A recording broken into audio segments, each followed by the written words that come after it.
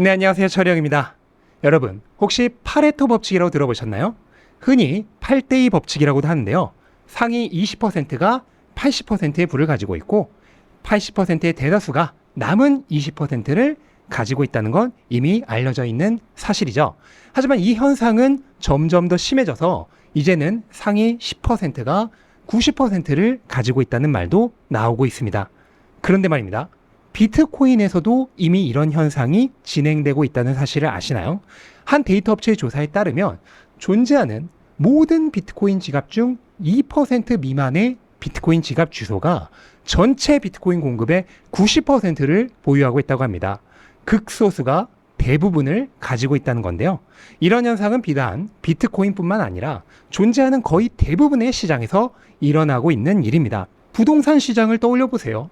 집값이 오르면 사람들은 정부 탓하면서 떨어지면 그땐 산다고 하지만 막상 떨어지면 못 삽니다. 더 내릴 거라고 하죠.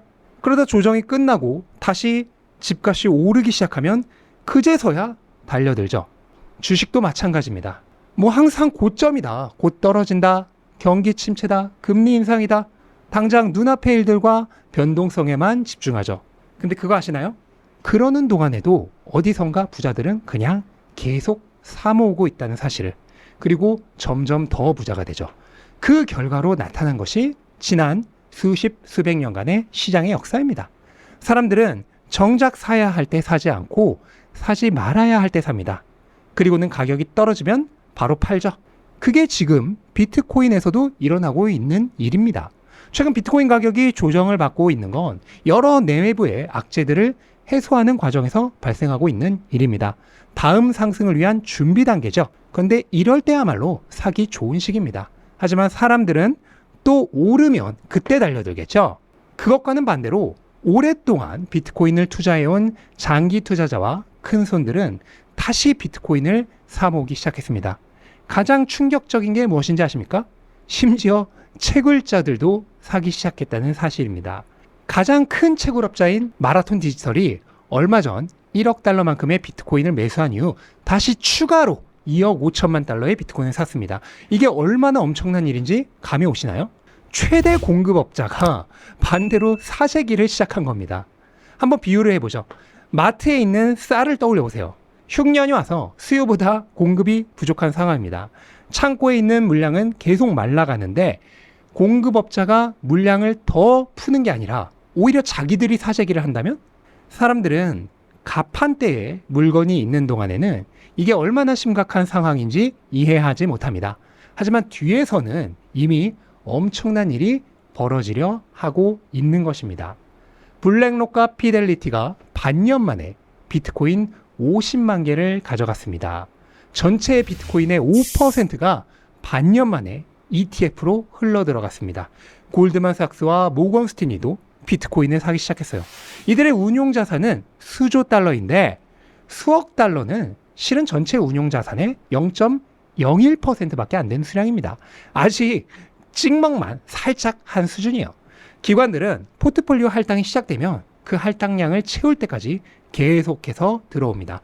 보통 2에서 3% 정도 될 때까지 들어오죠. 이제부터 기관들의 진짜 진입이 시작되는 것입니다. 그런데 비트코인을 사기 시작한 건 기업과 기관들만이 아닙니다. 우리나라에서도 국민연금이 드디어 마이크로스트래티지를 매입했죠. 이게 얼마나 중요한 의미를 가진 것인지 알아야 합니다. 국민연금이 작년에 코인베이스를 산 것과는 완전히 차원이 다른 얘기예요. 마이크로스트래티지는 기업 가치의 98%가 비트코인입니다. 그게 무슨 말이냐면 국민연금이 사실상 마이크로스트래티지를 통해 비트코인을 우회 매수한 것과 마찬가지라는 뜻입니다. 국내법상 아직 국민연금이 비트코인을 직접 보유할 수가 없죠. 그래서 마이크로스트래티지를 통해서 우회해서 투자한 것일 뿐 실제로는 비트코인에 직접 투자한 것과 다를 바가 전혀 없어요. 그런데 국민연금이 마이크로스트래티지를 산 것과는 비교도 안 되게 중요한 소식이 더 있습니다. 바로 노르웨이와 스위스 중앙은행이 마이크로스트래티지를 샀다는 소식이죠.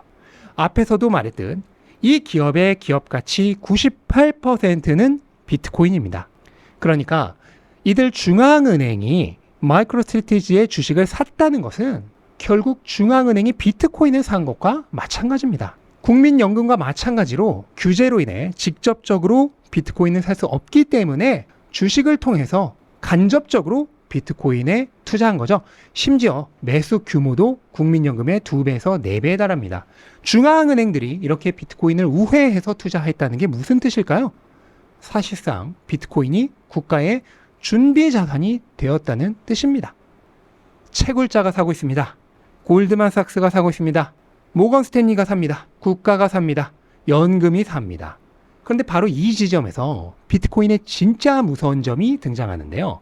비트코인의 채택은 폭발적으로 증가하려고 하는 시점에 채굴은 이미 94%가 완료되었습니다.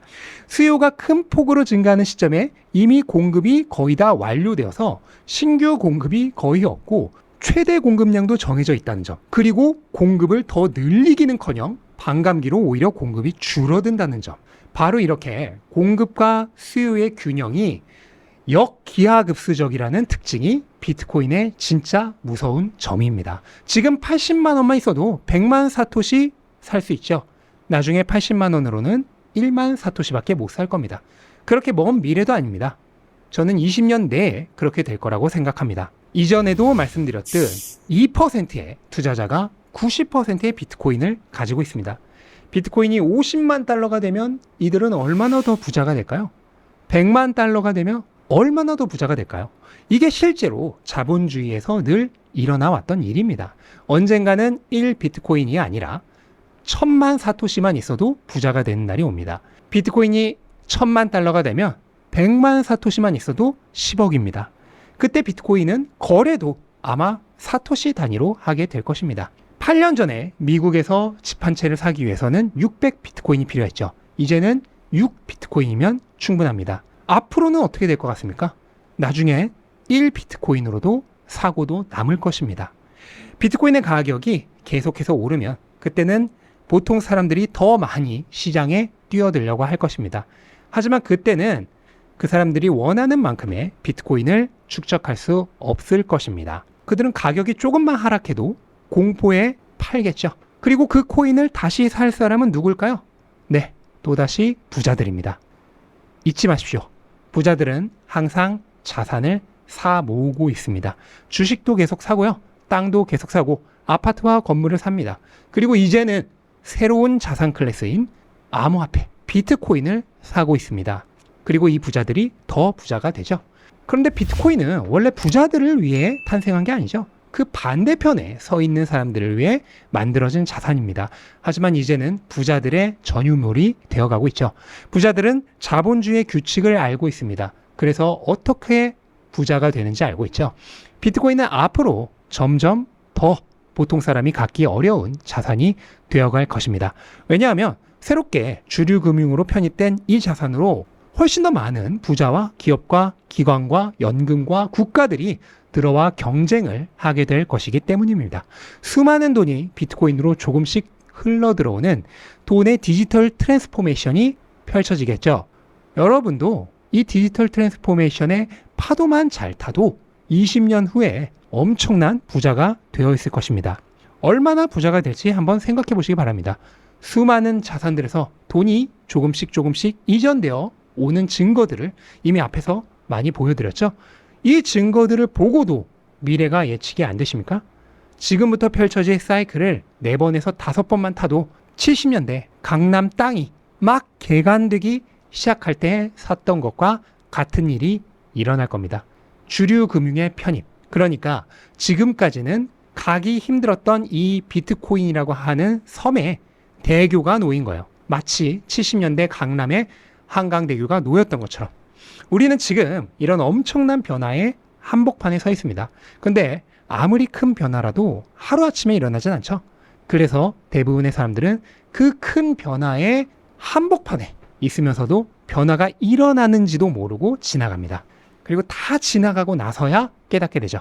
하지만 그때는 투자의 기회가 없습니다. 그러니까 지금 눈치를 채야 합니다. 그리고 조금이라도 빠르게 선점을 해야죠. 시간이 더 흐르면 우리가 가져갈 수 있는 비트코인은 거의 다 사라지고 없을 테니까요.